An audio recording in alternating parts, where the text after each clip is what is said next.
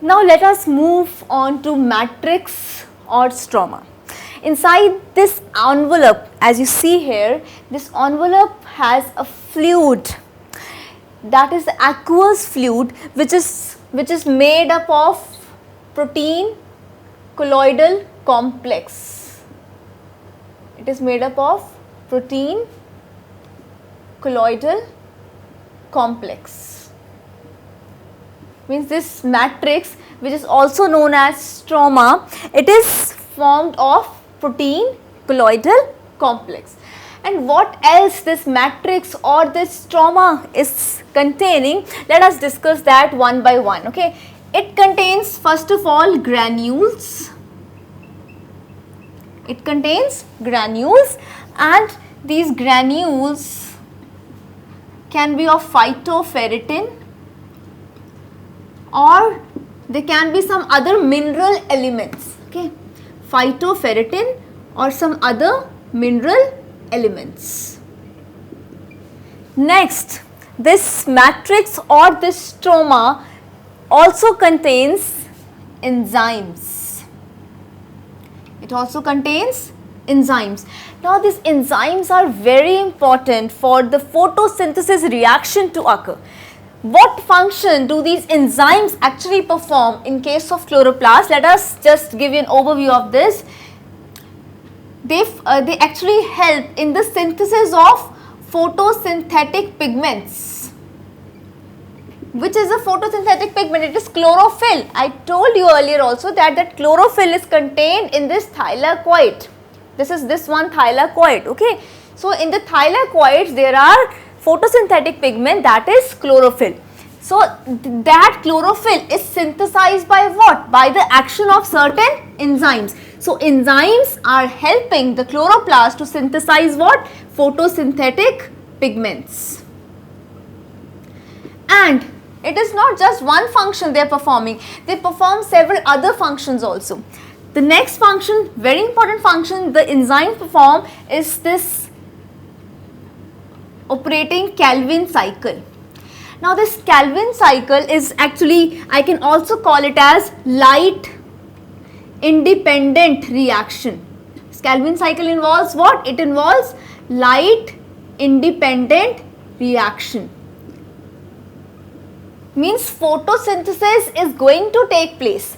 Food is going to be manufactured in the plant independent of light. And this process, this reaction we call as light independent reaction, and sometimes it is also called as dark reaction. It is also called as dark reaction. Now which enzyme, which is the key enzyme of this Calvin cycle or this light independent reaction or the dark reaction? This enzyme is rubisco. It is rubisco. So where this enzyme is present? This enzyme is present in the stroma or the matrix of chloroplast. These granules, these enzymes which are very important, they are present where? They are present in the matrix or stroma of the chloroplast. So not only this, there are some other functions also. They also help in the lipid synthesis or degradation. Then they also help in the starch synthesis and degradation. So lipid and starch synthesis and degradation.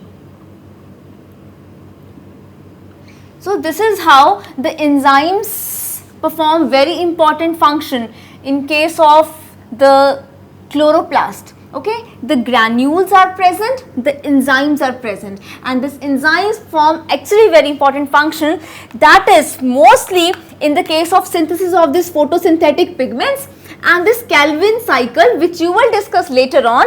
This light independent reaction, just here, just remember that food is also manufactured independent of the light. Okay, for that manufacturing process, plants do not need light actually, means it is not like they do not need light, they actually are light independent. Okay, it's better to call light independent. Why we call better it as light independent, we will discuss later when we are going to discuss this Calvin cycle and all these processes. So remember that this reaction is also known as dark reaction, and this dark reaction is actually facilitated by this very important key enzyme, that is rubisco. So these enzymes are present in the matrix or the stroma of chloroplast. Next, they also help in the lipid and starch synthesis and degradation. Next, what does the stroma else actually contain for you? It contains, I told you, plastids have their own genetic material, and chloroplast is a form of plastid, green colored plastid. So it also contains DNA.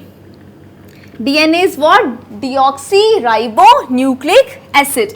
And this DNA, in case of chloroplast, we call it as chloroplast ctDNA. We call it as ctDNA, that is chloroplast DNA.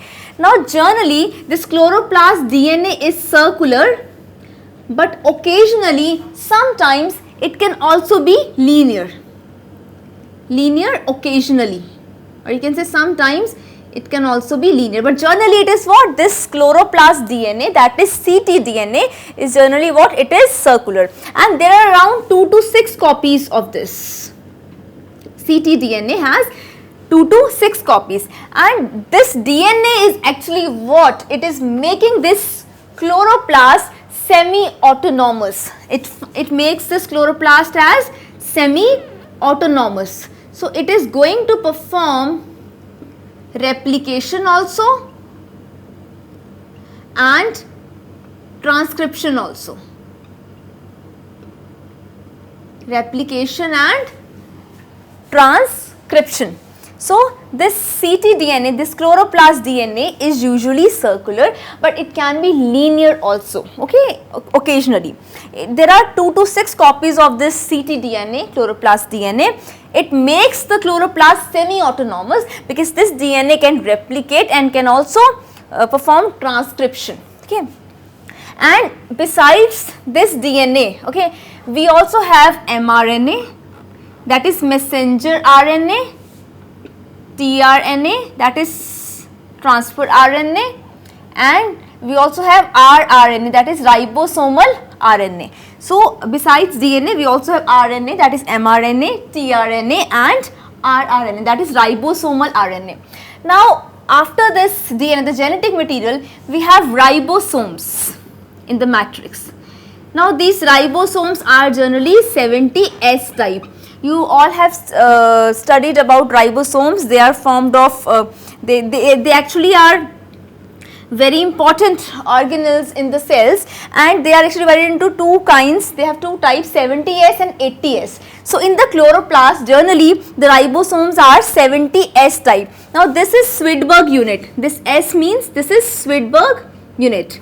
So based on the sedimentation coefficient, they are classified into 2, 70S and 80S.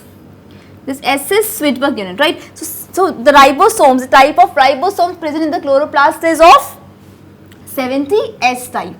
Next, after this ribosomes, remember these ribosomes are quite active in the chloroplast, okay, they are quite active in the chloroplast. After these ribosomes, this matrix or stroma also has plastoglobulins. They also have plastoglobulins. These plastoglobulins are actually they contain lipids, okay, they contain lipid pigments. They are darkly stained, but since initially what happens, they are masked by the chlorophyll, okay, the pigment that is chlorophyll. So they do not actually appear very clearly. But after some time, when the leaves are going to get mature and in the autumn when they are going to fall, these phytoglobulins, this lipid containing these granules, they become visible as in red color, okay. So they are generally present in what? They are generally present in chromoplastids, means plastids which are colored, but they are also there in case of chloroplast. But in the chloroplast, their color is actually masked by the green colored pigment, that is chlorophyll, which is present in the thylakoids. but after some time when the leaves are going to get mature and they're going to fall in the autumn, these phytoglobulins are going to become visible. They generally appear in red color. Then after this phytoglobulins, just remember that there are some very important proteins also, and the most important protein, the most important or abundant protein in the matrix is, I am just giving you one example over here, most important or abundant protein is RUBP carboxylase. This is RUBP carboxylase. This means ribulose biphosphate carboxylase. The full form is ribulose biphosphate carboxylase. You can write it as RUBP carboxylase. Now, in the stoma, sometimes starch grains also occur. There can also be some starch grains in the stoma or the matrix in case of higher plants. Okay. So, this is what is there in the matrix or stoma.